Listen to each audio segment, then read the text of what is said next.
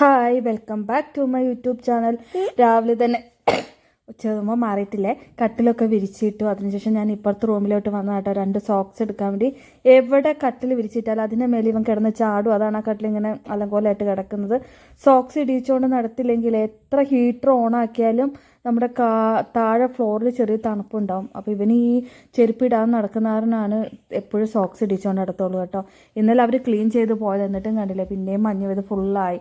ഞാൻ രാവിലെ കുറച്ച് ഇഡ്ഡലി ഇങ്ങനെ വെക്കാൻ വെച്ച് ഇങ്ങനെ തട്ട് ഒരു പ്രാവശ്യം ചെന്നപ്പോൾ കിട്ടി. ഞങ്ങൾ നാട്ടിൽ നിന്ന് വന്നപ്പം ഇഡ്ഡലി തട്ടൊന്നും മേടിച്ചുകൊണ്ട് വന്നില്ല. അങ്ങനെ ഇടയ്ക്ക് ഇവനൊരു ഇഡ്ഡലി ഉണ്ടാക്കി കൊടുക്കാമല്ലോ എന്ന് വിചാരിച്ച് അങ്ങനെ ഒരു പ്രാവശ്യം പോയപ്പോൾ കിട്ടിയത് അങ്ങനെ ഒരു തട്ട്. അപ്പോൾ ഇതിൻ്റെ അകത്ത് ഇങ്ങനെ ഇറക്കി വെക്കും. അതിൻ്റെ ഇടയ്ക്ക് സോക്സ് എന്തിലോ കൊണ്ട് കുത്തി കീറി. ഇനി ആ സോക്സ് എടുത്ത് വെച്ചിട്ട് വലിയ കാര്യമൊന്നുമില്ല. അപ്പോൾ ഞാനത് കളഞ്ഞു.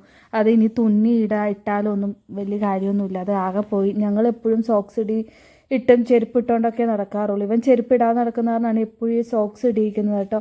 മഞ്ഞ് ഭയങ്കരമായിട്ട് ഇതുകൊണ്ട് കാറിൻ്റെ പകുതി വരെയായി.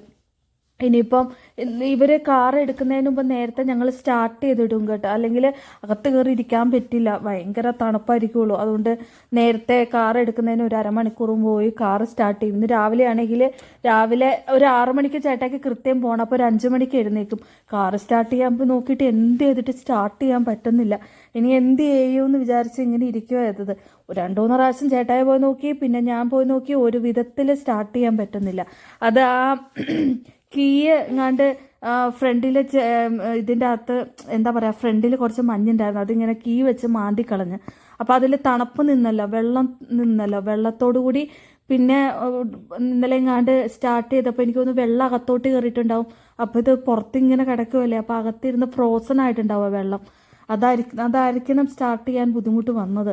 പിന്നെ കുറച്ച് എണ്ണയൊക്കെ ഇട്ട് ചെയ്തപ്പം സ്റ്റാർട്ടായി. കുറേ കഴിഞ്ഞിട്ടാണ് സ്റ്റാർട്ടായത്. പോകാൻ 5 മിനിറ്റ് ഉള്ളപ്പോൾ അവിടെ പഞ്ചിങ് ഉണ്ട്. അപ്പോൾ കൃത്യ ടൈമിൽ തന്നെ പോകണം. സാധാരണ ഇയാളല്ല കേട്ടോ ഇവിടെ ക്ലീൻ ചെയ്യാൻ വരാറ്, വേറൊരാളാണ്. എനിക്ക് തോന്നുന്നു അയാൾക്ക് എന്തെങ്കിലും അസൗകര്യമായിട്ടായിരിക്കും ഇയാളെ വന്നത്. സാധാരണ ഈ വണ്ടിയും കൊണ്ടല്ല ക്ലീൻ ചെയ്യാറ് വരാറ്.